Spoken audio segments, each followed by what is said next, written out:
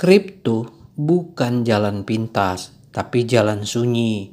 Cara bijak berinvestasi di era blockchain. Itulah judul untuk episode ini. Meniti jalan yang tak populer. Artinya, bayangkan kamu berada di persimpangan. Satu jalan lebar penuh lumpur, poster cuan, janji cepat kaya. Satu lagi kecil, sepi, berkelok, tanpa penunjuk arah. Banyak orang memilih jalan pertama, jalan pintas. Tapi hari ini, kami ingin mengajakmu menengok jalan kedua, jalan sunyi bro. Karena kripto sejati bukanlah cerita instan. Ia adalah proses, keheningan, dan ketekunan. Bab pertama, menghadapi ilusi dunia kripto. Kita hidup di era FOMO, Fear of Missing Out. Berita viral soal token yang naik 1000%. Bocoran NFT yang katanya laku miliaran.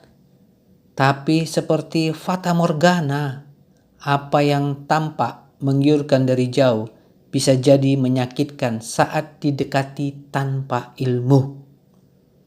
Kripto bukan kasino. Ia bukan tempat coba-coba tanpa kontrol diri. Tanpa bekalan kesadaran, kamu bukan investor tapi spekulan.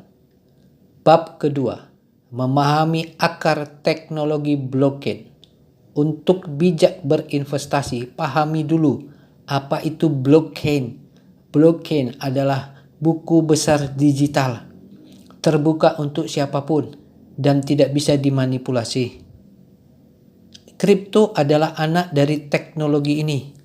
Bukan hanya alat tukar, tapi token kepercayaan yang berisi visi, komunitas, dan masa depan. Menanam di kripto berarti kamu ikut mendanai masa depan baru. Pertanyaannya, masa depan seperti apa yang ingin kamu dukung? Bab ketiga, menjadi investor yang sadar. Jangan beli token karena katanya bakal naik. Jangan masuk proyek karena teman ngajak rame-rame. Belajarlah membaca white paper. Kenali timnya, tujuannya, dan komunitasnya. Tanya dirimu, apakah proyek ini hanya ingin uang cepat? Ataukah mereka sedang membangun fondasi dulu digital yang lebih adil? Dengan mindset ini, kamu akan lebih tahan terhadap fluktuasi pasar. Karena kamu tidak lagi berinvestasi dengan emosi, tapi dengan kesadaran. Bab keempat, ujian mental di jalan sunyi. Di dunia kripto, kamu akan diuji. Bukan cuma oleh market, tapi oleh dirimu sendiri. Ketika portofoliomu turun drastis, apakah kamu panik dan jual rugi? Atau kamu mampu melihat dari atas bahwa ini hanyalah fase dalam perjalanan panjang? Disinilah pentingnya ketahanan mental. Ketika kamu berjalan di jalan sunyi, kamu belajar tentang diri sendiri, tentang kesabaran, tentang ego, tentang kapan harus diam, kapan harus bertindak.